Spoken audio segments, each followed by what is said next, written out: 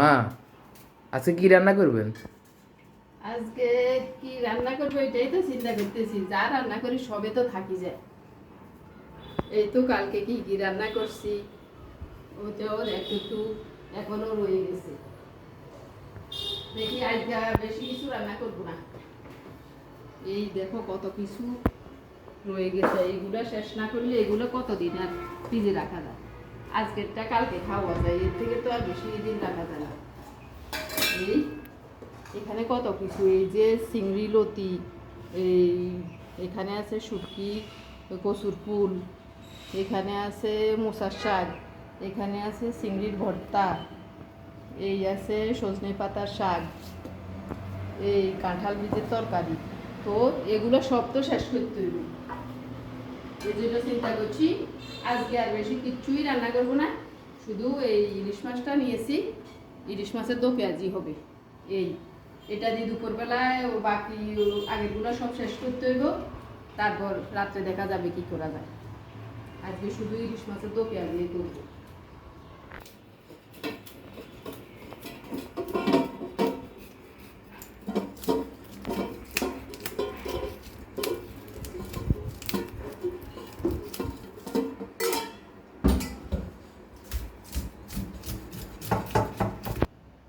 মাছের আঁশ ছাড়িয়ে নিয়েছি, এবার টুকরো করে নিব।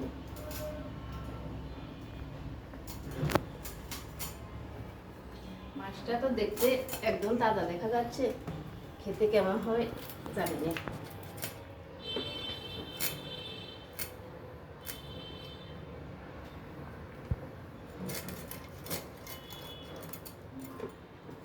রক্ত বেরোচ্ছে।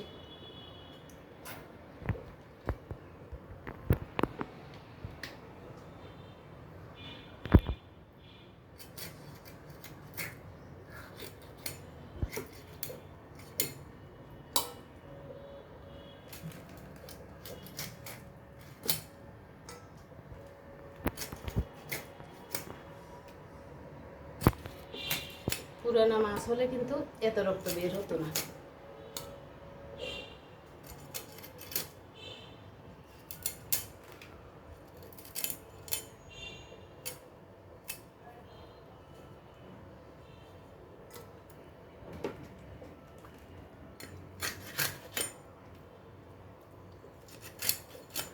ভাবছিলাম এক তরকারি রান্না করব, এখন আবার তোর বাবু বলতেছে উনি নাকি আগের তরকারি খাবে না, ওনার গ্যাস্ট্রিকের সমস্যা। এই জন্য মাথা দিয়ে একটু পেঁপে রান্না করে দেব। মাথাটাকে এই জন্য ছোটো ছোটো করে টুকরা করে দিতেছি। ইলিশ মাছের মাথা দিয়ে পেঁপে আর মাছের দো পেঁয়াজি, এই দুইটাই হবে।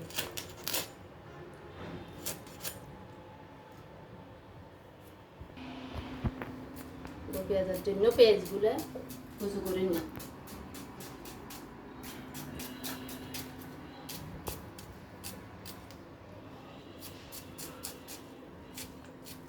একদম মিহি কুচু।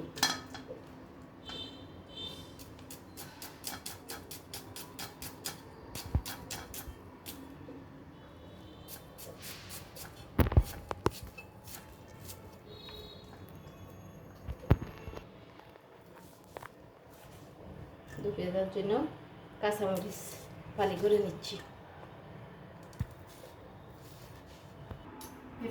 পেঁপে রান্না করার জন্য পেঁপে নিয়ে নিলাম। পেঁপেটা এখন খোসা ছাড়িয়ে কেটে নিব। যতই ভাবি কম রান্না করবো, কিন্তু এই রান্না করতেই হয়, তো আবার থেকে যায়। জীবনে আসলে একটাই ভুল করেছি, ঘরে মানুষ কম থাকলে যে খাওয়া যায় না, এটাই ঠিক।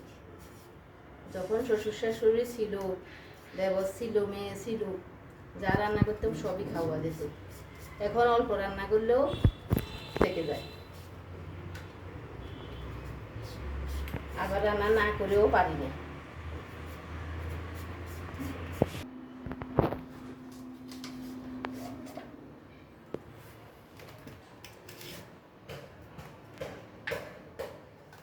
আজ কয়েকদিন থেকে লক্ষ্য করলাম বন্ধুরা, তোমরা ভিডিও দেখে চলে যাও কিন্তু কেউ ফলো করো না।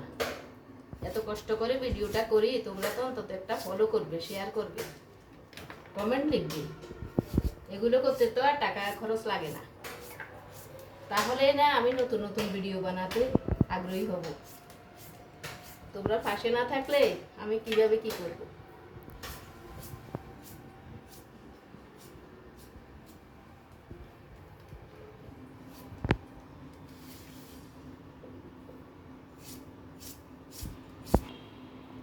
আমার পেঁপে কাটা হয়ে গেছে, সাথে কাঁচামরিচ ফালি করে নিয়েছি, মাছও ধুয়ে নিয়েছি।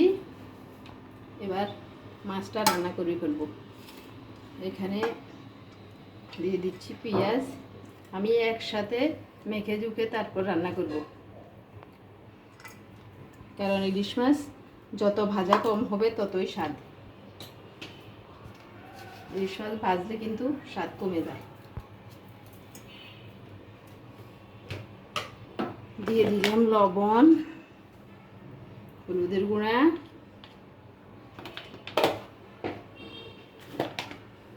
দিয়ে দিচ্ছি মরিচ।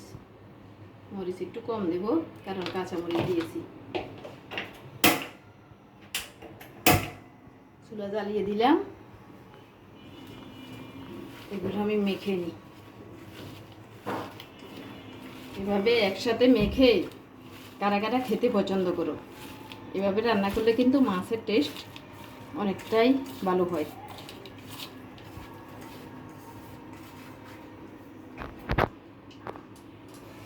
একটু কাঁচা সরিষার তেল মেখে নিলাম।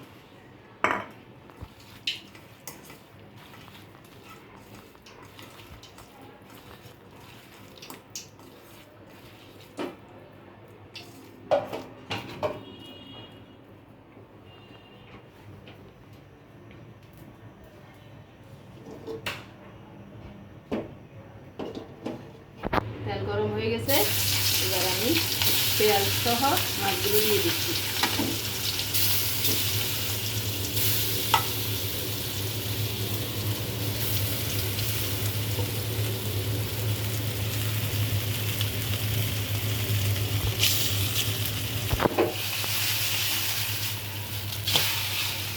দেখি লাল লাল করে ভাজা হয়ে গেছে।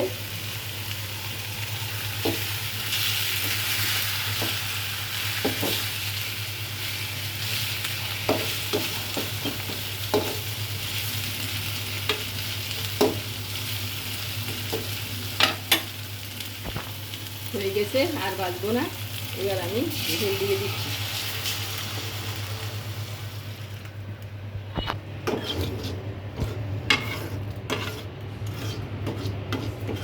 ইলিশ মাছের দো পেঁয়াজ আমার হয়ে গেছে, এবার নামিয়ে নিব।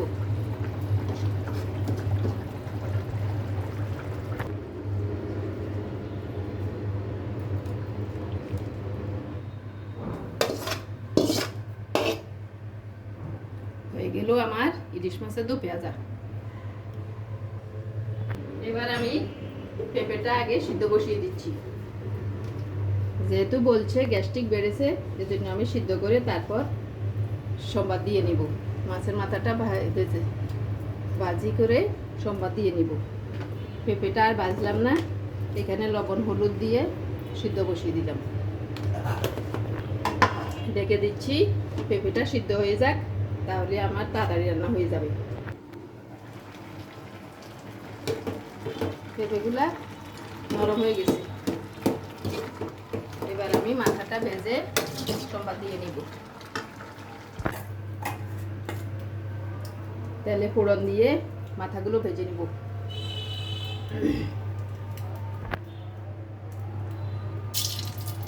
দিয়ে দিলাম মেথি দানা। এবার মাথাগুলো দিয়ে দিচ্ছি।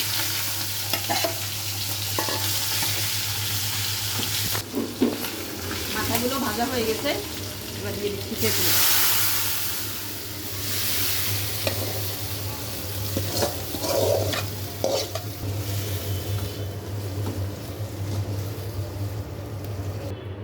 এবার দিয়ে দিচ্ছি একটু আদা জিরা গোলমরিচ একসাথে বাটা।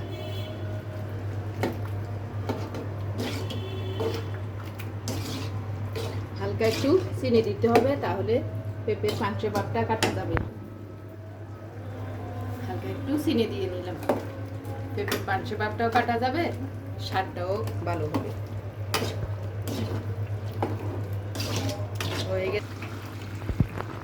হয়ে গেছে আজকে দুপুরের রান্না।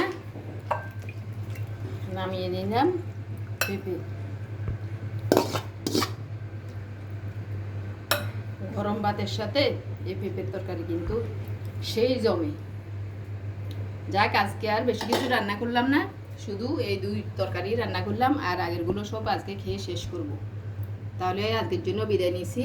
ভালো থাকো, সুস্থ থাকো।